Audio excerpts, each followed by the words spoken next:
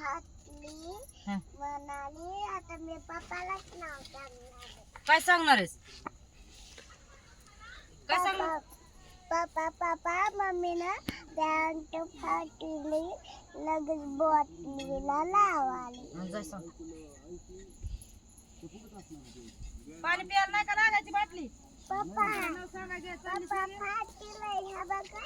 काय कारण पॅन्ट फाडली मी हं, कोणी फाडली आहे मम्मीनं कामून फाडली चला तुम्हाला दाखवते. कोणची दाखवती मला चल कोणची फाडली पॅन्ट अगं तिथं तडतड जाळ व्हायला त्याचं काय करू मी